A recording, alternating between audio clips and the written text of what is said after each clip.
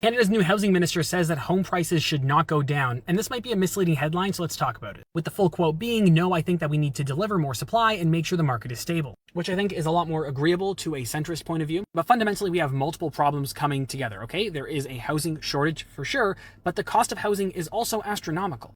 But if we do find a way to magically reduce the cost of housing, what about the people whose equity is in their homes? What do you say to the millennials who worked their entire way through their 20s and 30s just to be able to put a down payment on a house? They spent $1.3 million for a townhouse in the GTA, and then housing prices come down and they've lost that equity. They still have to pay off that mortgage, but they no longer have that value. They are literally paying money into thin air. That's not me arguing that we should not bring down house prices. It's just that when we say housing needs to be cheaper, there are a lot of things that can cascade with that happening. Housing is propping up part of Canada's GDP. That is not me supporting anything, that is just me stating a fact. But the minister does go on to say that we need to be delivering more affordable housing. The question is, what is affordable housing, and is it affordable everywhere or in specific cities? The government of Canada has not been building affordable housing since the 90s, and we've created a huge shortage across Canada. And I think this is the Liberals wanting to have their cake and eat it too.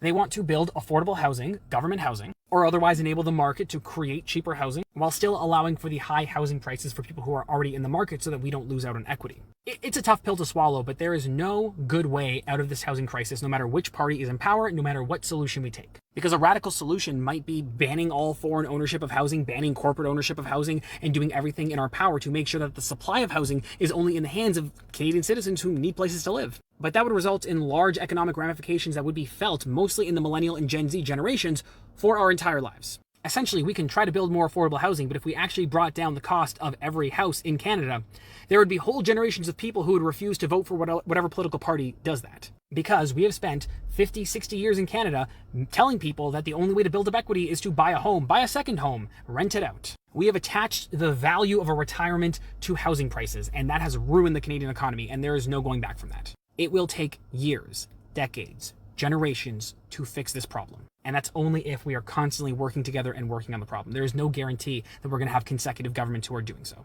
What do you guys think? Leave your thoughts in the comments down below and hit the like and follow button if you want to talk more about Canadian housing, news, and politics.